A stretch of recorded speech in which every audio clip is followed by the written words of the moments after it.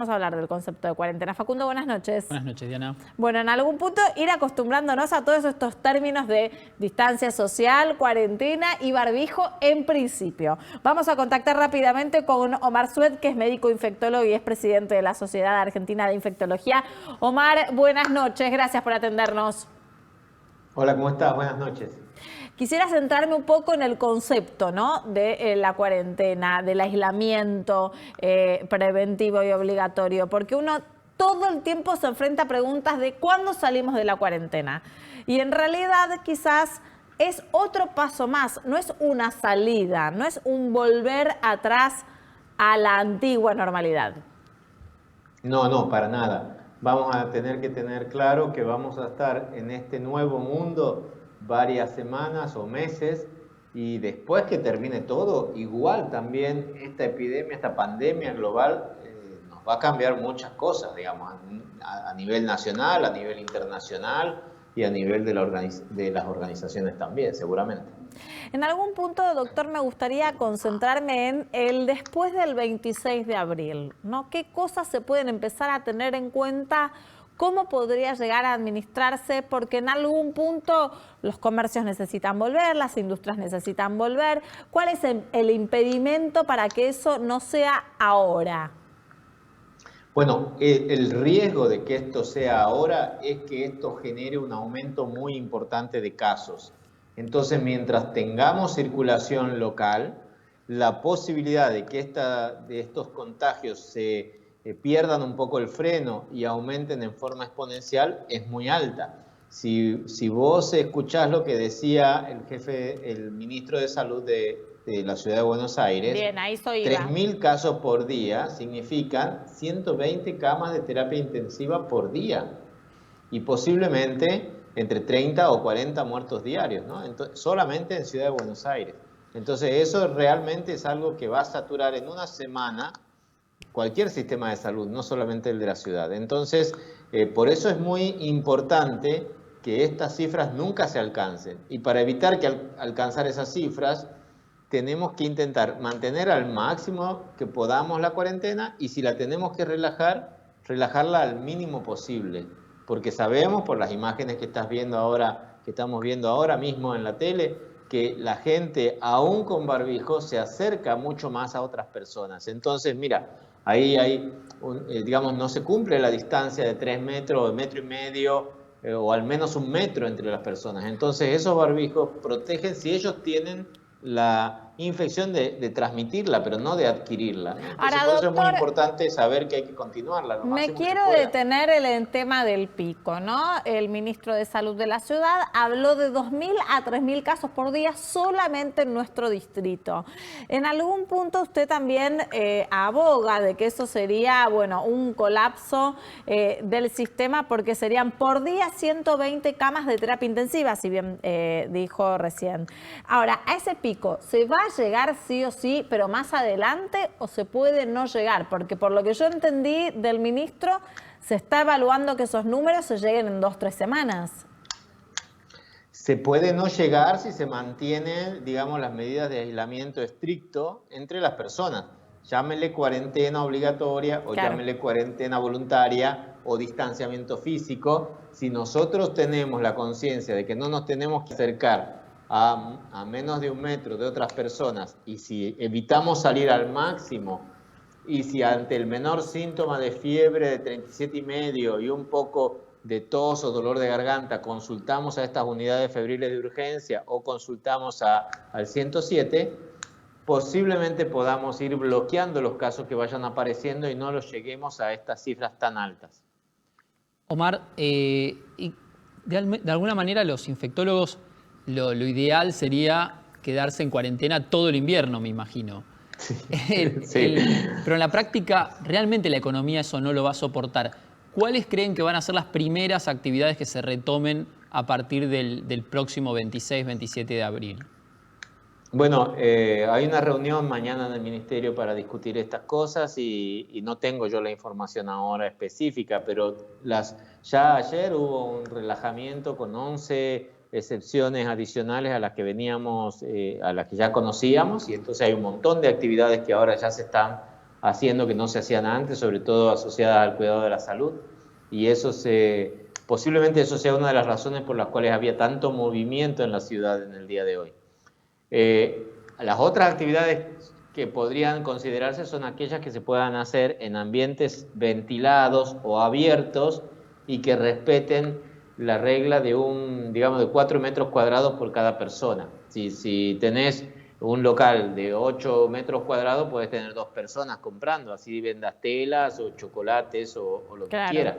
Pero claramente no vamos a considerar en este momento todavía la apertura de las grandes plazas comerciales, de los lugares de los cines, los teatros, los lugares de esparcimiento, porque son lugares que no se consideran esenciales y aunque tienen un impacto económico, tienen mucho más riesgo de transmisión y todas estas actividades además aumentan el volumen de gente que circula en autobuses o en subte y eso es también otro lugar crítico para la transmisión. Omar, recién mencionaba la reunión con el presidente de la Nación. ¿Se van a incorporar allí epidemiólogos? ¿Es así?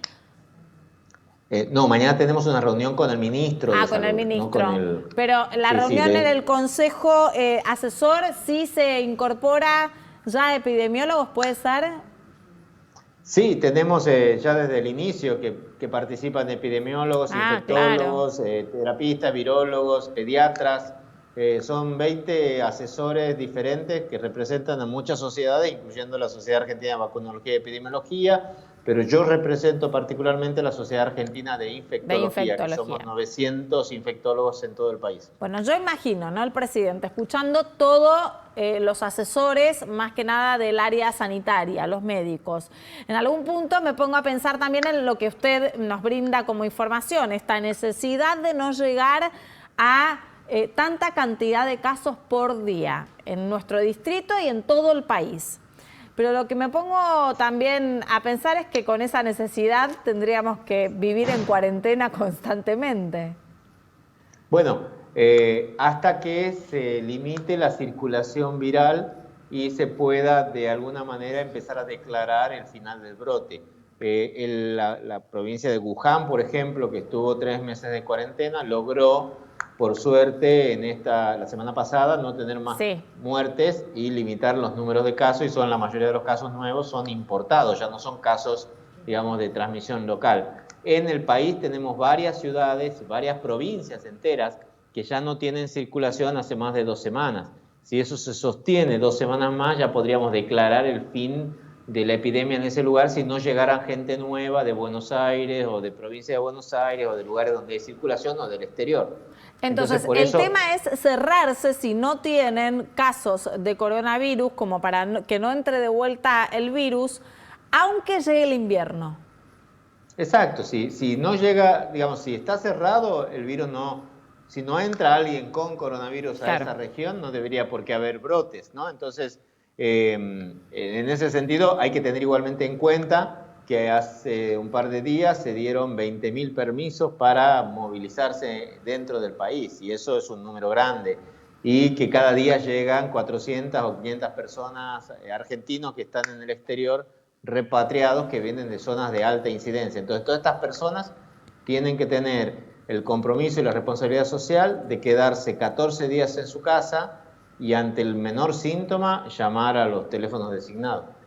Se habla mucho de las condiciones climáticas. El gran desafío es atravesar el invierno, llegar a fines de agosto, septiembre, con la menor cantidad de víctimas fatales posibles, y ahí sí se puede empezar a plantear una restitución, digamos, de la vieja normalidad.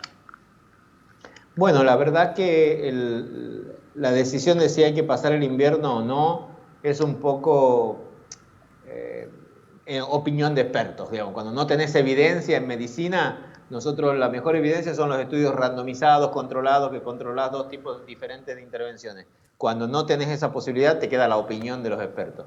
El tema del invierno no tenemos evidencia porque va a ser el primer año que este virus va a completar un ciclo de estación, que de invierno a verano y de verano a invierno acá en este hemisferio. Entonces todavía no sabemos si esto va a empeorar o no.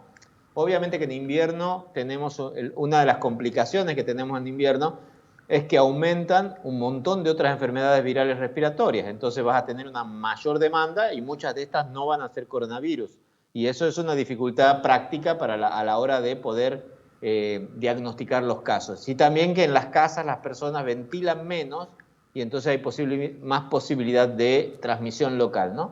Pero la verdad que no sabemos. ¿Es un mito o es verdad que entonces con el frío dura más tiempo la carga viral o el virus en donde sea que esté?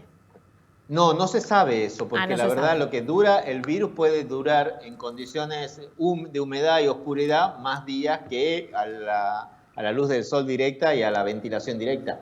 Pero en la persona eso no se sabe y ya tenemos países tropicales con epidemias muy grandes y países muy fríos como Islandia con epidemias controladas o Dinamarca con epidemias controladas. O sea que parece ser más el factor social que un factor específicamente biológico del virus. Omar, me gustaría compartir con usted también otro de los casos que tenemos en la Argentina, que es el dengue. El último boletín epidemiológico que fue publicado ahora, el 16 de abril, dice que hay 39.573 casos con sospecha de dengue, de los cuales más de 14.000 resultaron confirmados o son probables de que sean dengue. Hace pocos días, hará, no sé, menos de 15 días será, el informe indicaba casi la mitad de estos números.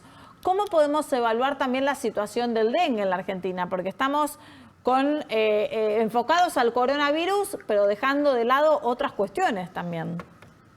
La verdad que es una situación gravísima, pero nos vimos obligados a dejarla de lado, al igual que todas las consultas médicas generales, que todos los controles pediátricos, que todas las cirugías programadas que se tuvieron que dejar de lado, porque la verdad también hay que decirla, el dengue no produce la letalidad que produce esta infección. El coronavirus en personas mayores de 80, puede ser mortal en el 17% de los casos. Entonces, en esa situación nos vemos obligados a priorizar un poco la situación del coronavirus. Pero dengue hay un montón, es una de las situaciones más graves después del año 2016, entonces tenemos que seguir recordándole a la gente que si tiene fiebre muy alta, dolor retrocular, mialgias, no tome aspirinas, tome paracetamol y concurra al hospital, a la guardia de su hospital para ser evaluado. Bueno, pero es importante lo que está diciendo Omar. Entonces, no es que solo atienden si es coronavirus o no. Si usted llega con determinados síntomas, que puede ser dengue, lo atienden igual.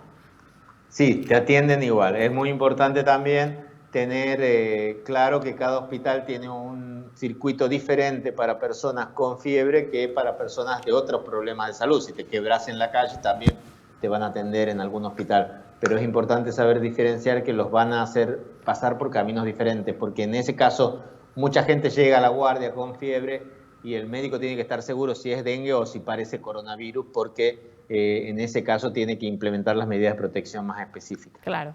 Y en este caso del dengue, ¿sí el frío juega a favor?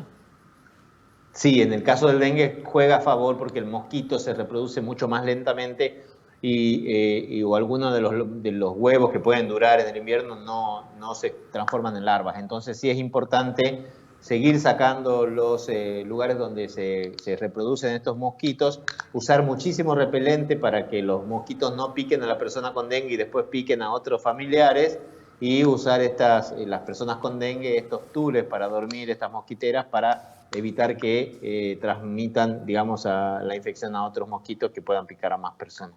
Ahora, hay una subocupación ahora en los hospitales, doctor.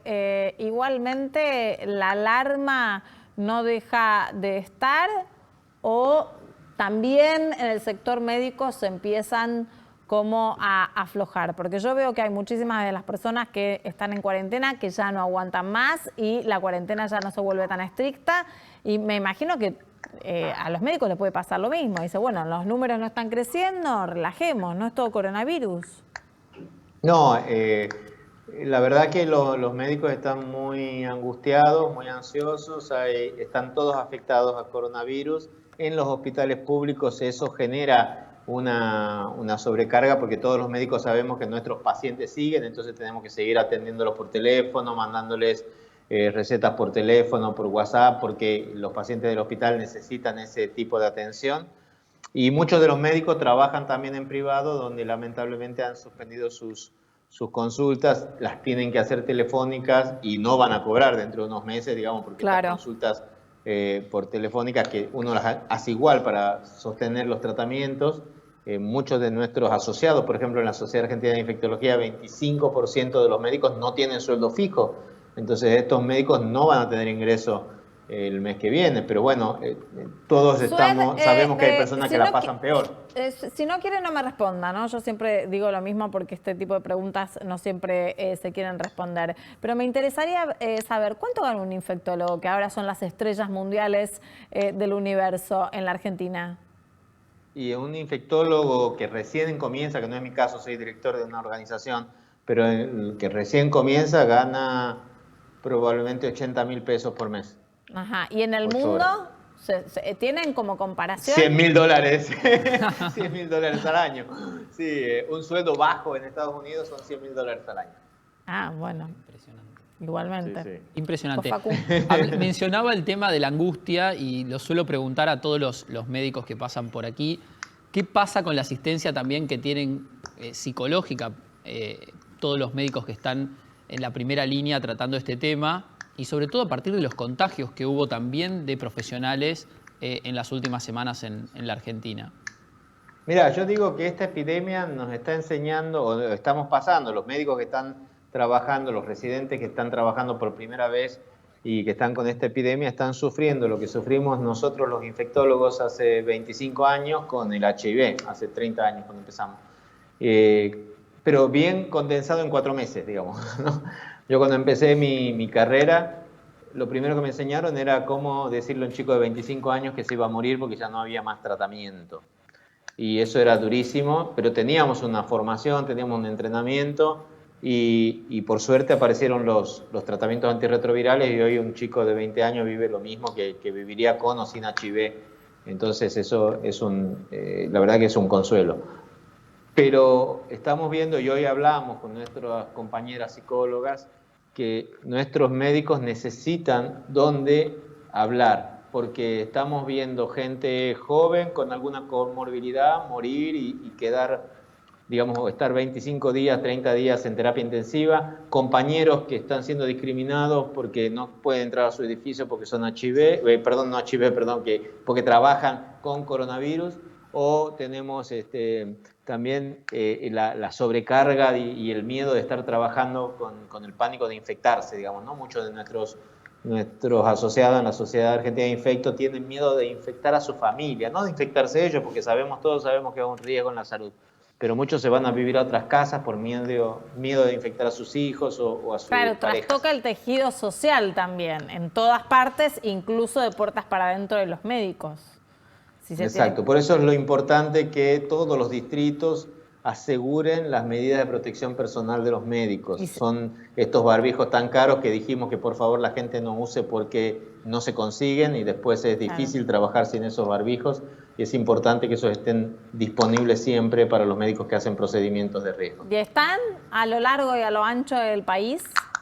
No, lamentablemente tenemos faltantes de estos equipos, hay dificultad de conseguirlos, hay dificultad de comprarlos. Estamos a la espera de una donación que hizo China, a ver si se pueden distribuir, digamos, porque hay en muchos territorios, en muchas jurisdicciones. Hoy mismo recibí una foto, digamos, del tipo de barbijo que estaban recibiendo en algunos lugares y la verdad que no son los óptimos. Muchas gracias, doctor, por atendernos.